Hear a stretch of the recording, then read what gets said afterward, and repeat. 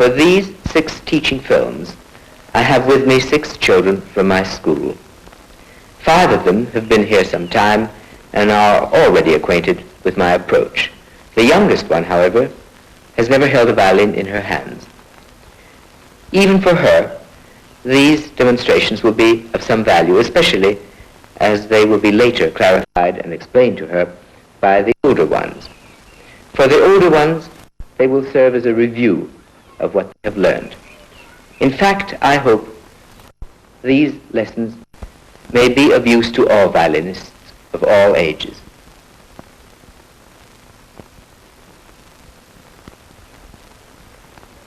You all know this object. You have, I believe, spent many hours with it. I hope pleasant hours. It's worth the effort. First of all, it's a lovely thing as a companion, and it is even lovelier when it's made to sound.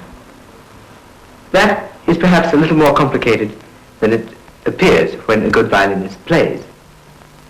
And it is precisely with that in mind, with the idea that I want you to enjoy it, that I want others to enjoy you playing the violin. I'd like you to feel free as you communicate your own thoughts and feelings and those of the great composers who have written for the violin. It's with that object in mind that I have prepared these lessons.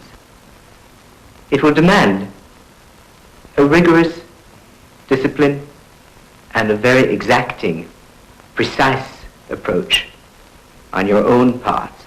In fact, don't imagine that playing the violin is something that, once mastered, need never be thought about again. These lessons, I hope, will be concise and clear enough that they may enable you to return to the task, to the almost daily task, even as you get proficient.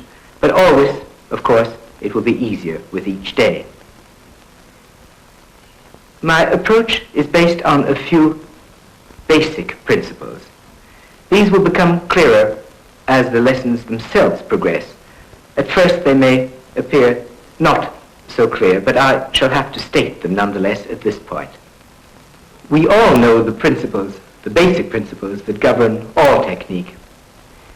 These are the economic use of energy, the smooth turnings between directions so that there is a continuity, the rounded corners, anticipation, which is extremely important, so as not to be taken by surprise, elasticity, strength, speed, and of course, a quiet breathing rhythm, which is not upset at any time.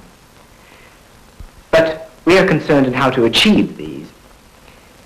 And I have been governed by 3 interlocking principles, as you will see in these lessons. The first one is to look upon violin playing in its 3-dimensional context and break it down into the motions in each dimension. There is, of course, the vertical against gravity, which is up and down. There is the directional, as when we walk or draw the bow across the strings. And there is the sideways motion. Each one of these, we develop and build our strength, our elasticity, our resilience in these. But then the second part comes in when we have to put them together again, because there is no single motion that occurs in one dimension alone. We put them together again into circles and ellipses to assure the smoothness of the technique. And finally, the third part, we have to build a sympathetic coordinating structure of motion in our whole body which will support even the smallest of these specific required motions. Now I would like to illustrate these with an example on the violin. This anticipates our lessons actually, but may serve to clarify your minds. Supposing I do this figure with the left hand.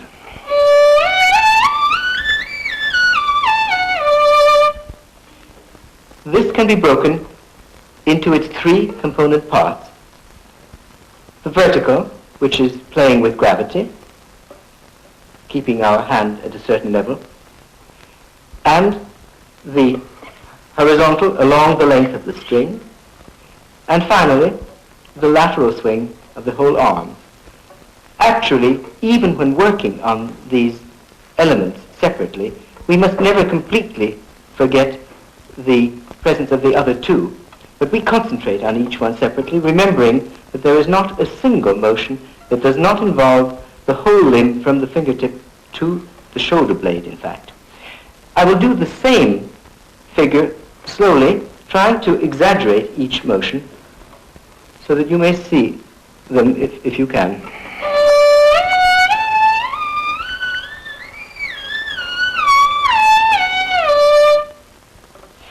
The very same principles apply to the right hand.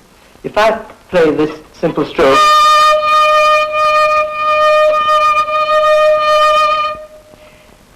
this involves again the maintaining of the arm at a certain level, that is the playing with gravity, with the vertical element.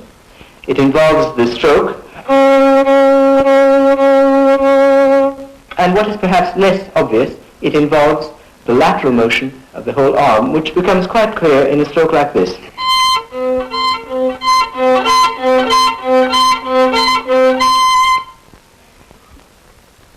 These elements would not be complete even when put together as we do into the circular and elliptical forms without the third element, which is the supporting motion, the cooperating and coordinating motion of the whole body. This involves posture and elasticity. Now, posture involves elongation, that is stretching, and balance. We all know that we can't balance a soft object. You can't balance a pillow. But you can balance a cane or an umbrella because they are long and straight. Now, the longer and straighter we are, the more finely balanced, the more delicately poised we are, the less energy we require to keep ourselves erect, and also the more subtle and rapid are our adjustments to imbalance. This depends as much on our feet as it does on our head. To begin with our feet, if we keep them together, as long as we are still, it's all right. But if we begin playing, we might easily fall off balance. If, however, we keep them too far apart, that's rather awkward and ungainly because we can't shift weight from one foot to another without jumping a bit. Whereas if we keep them approximately this distance apart, we have a good base, solid enough, and at the same time flexible enough, and we can move weight from one leg to the other. We can swing the body, we can swing the head, and we are always in balance. Now to go to the other extreme, to our head, which is most important in violin playing, but not only to think with, but simply as another part of our anatomy, a limb that has weight and that is very mobile and flexible. And unless we keep its flexibility, unless we keep the neck soft, we may get into trouble. Many violinists suffer from pains and stiffness and tension in the shoulders and neck. Its only function in violin playing is to touch the violin and sometimes lean slightly on it, pulling back, preventing the violin from falling away. Now, as to the general elasticity of the body, I would like to give you an example to prove how soft and floating the body should feel. We can start a motion in the arms from the body. That is not the way you would play normally, though the body must always be prepared to prepare the motion of the limbs. But supposing it came exclusively from the body, the limbs would be floating, ready to move, and the body takes the initiative.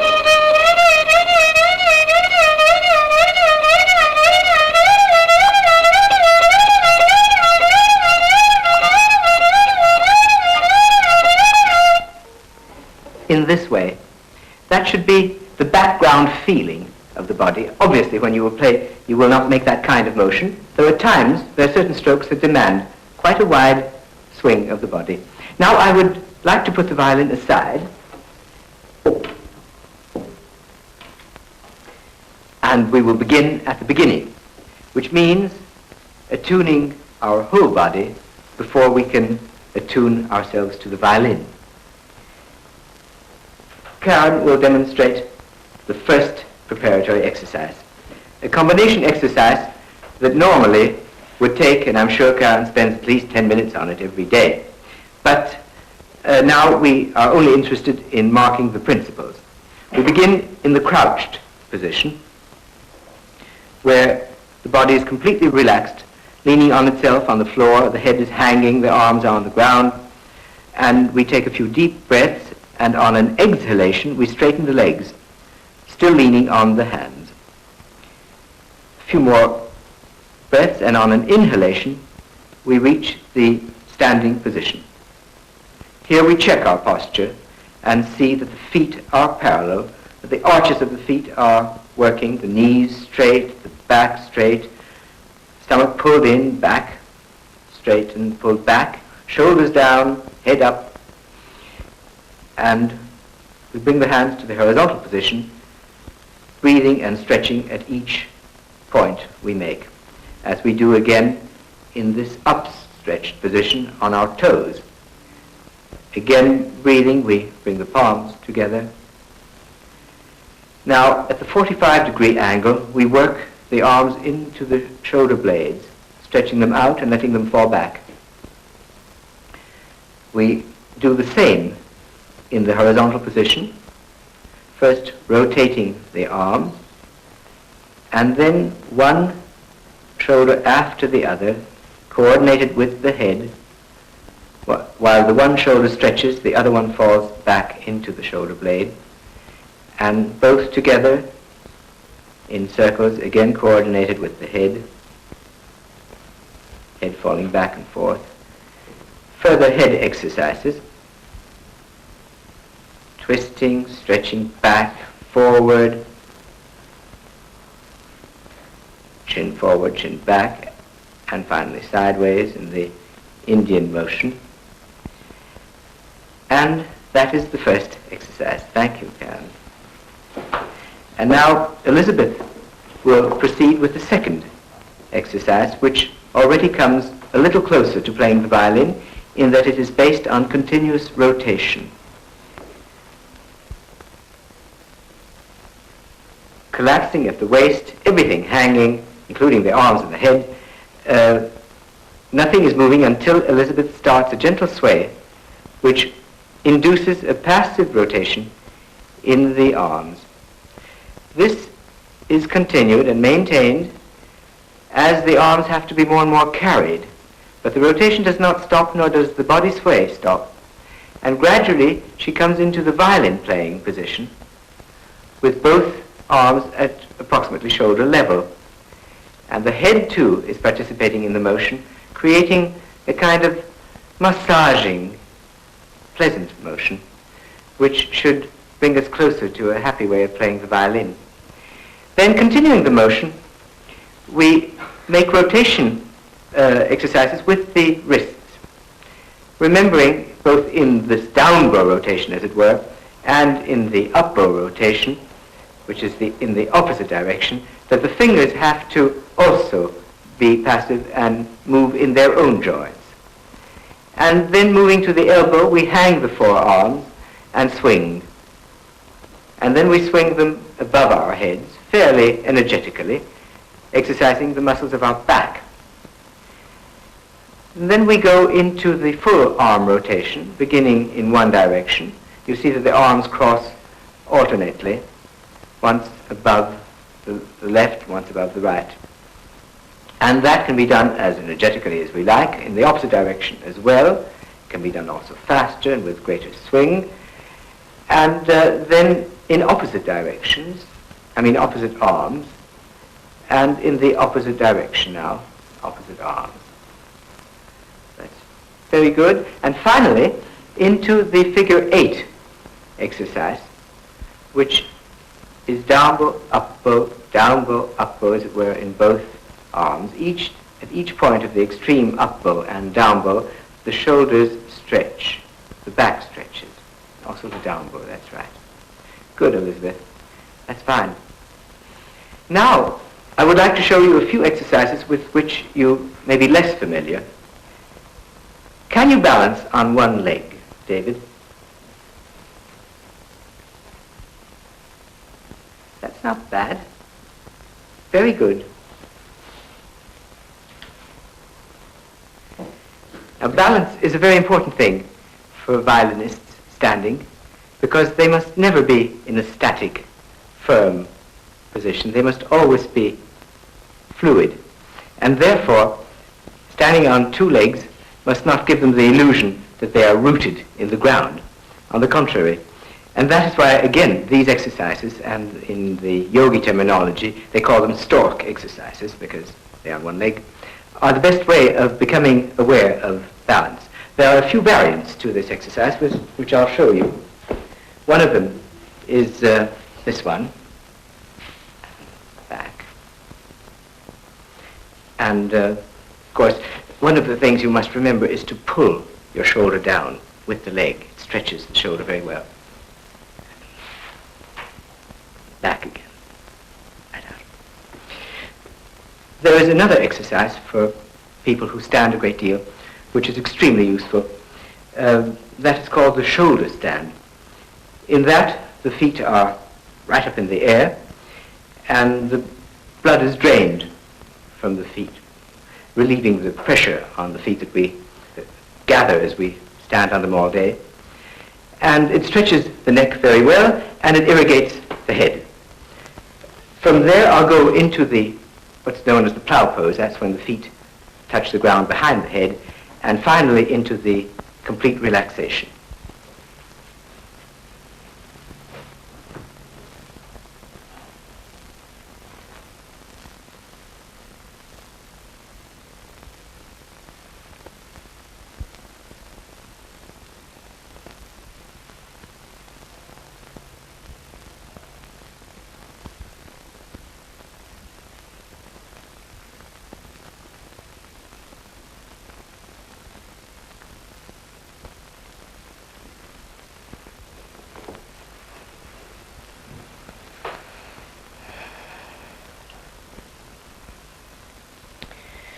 This well-earned relaxation is one of the most delightful states of being.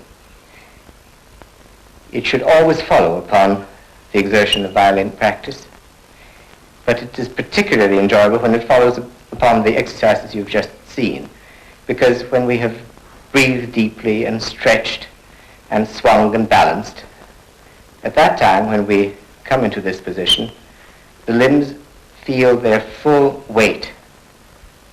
The arms and the head all lie on the ground as if they were glued to the ground. And it induces a kind of complete, it's not quite sleep, but it is very akin to sleep, and in fact is a state of being more relaxed even than sleep, because there's no twitching and there's no tossing about.